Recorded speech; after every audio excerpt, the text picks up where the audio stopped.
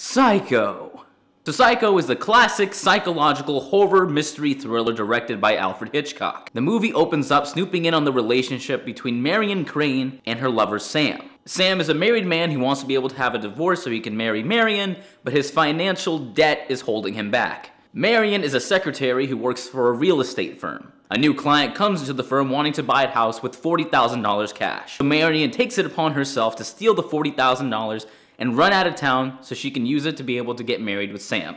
As Marion is driving out of town, she encounters a rain storm that forces her to pull over and stay a night at the Bates Motel. Bates Motel, you might have heard it, it's a TV show that's on right now. It's kind of based on this. Enter Norman Bates. Right off the bat, you have some bad vibes about this guy. Norman lives alone in a house on a hill with his mentally ill mother. The Bates Motel has not had a customer in years, and all 12 of its cabins are empty. Now Norman is overly friendly with Marion, and he offers her a small dinner just so he can have some conversation with her. So after a little bit of chit chat, Marion says she wants to go to bed. Norman doesn't want her to. She decides to do it anyway, and you can see this guy just get ticked off. So after the dinner, Marion decides to go take a shower, in which the infamous shower murder scene unfolds. The silhouette of a female figure comes through, opens the shower curtain, and just starts stabbing Marion over and over. And this all happens with arguably the most famous and recognizable suspense music of all time.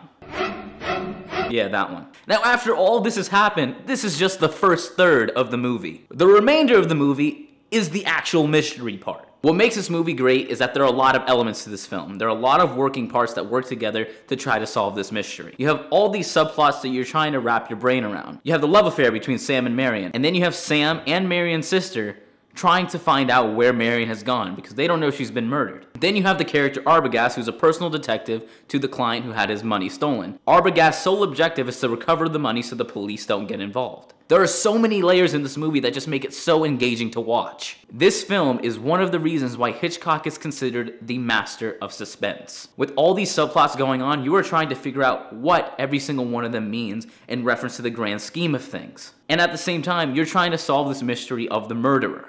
All the performances in this movie are great, but you really have to appreciate the early form of realistic acting.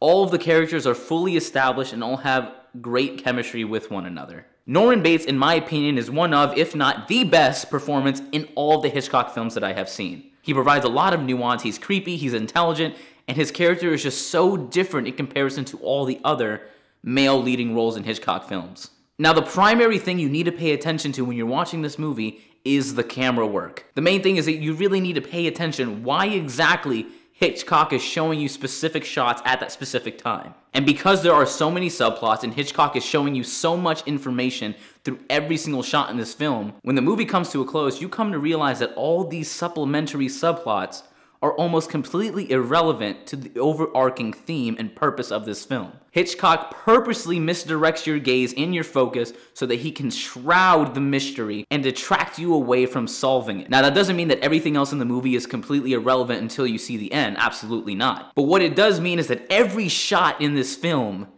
has a specific purpose. Every shot engages the audience directly. Every shot may provide characterization, and every shot especially displays Hitchcock's personal style as a director. You can see that every measure was taken to ensure that this film was a gripping experience from beginning to end. Now, Hitchcock broke many common practices in Hollywood at this time when filming this movie, ranging from placing the lead male actor in a villainous role to killing off the beloved Hollywood starlet in the first third of the movie. Choices like that are reasons why this film makes you think. I felt like they did a very good job of just not spoon-feeding the audience all of the hints. And what makes this film even more incredible is that it was done on a low budget, in black and white, and to save money, Hitchcock decided to use his television crew from his show Alfred Hitchcock Presents instead of an actual film crew. And even after all that, Hitchcock was able to create what many consider one of the greatest films ever made, all while essentially giving birth to the slasher film genre. The thing about this movie is you're gonna have to watch this movie over and over and over again to catch every single nuance,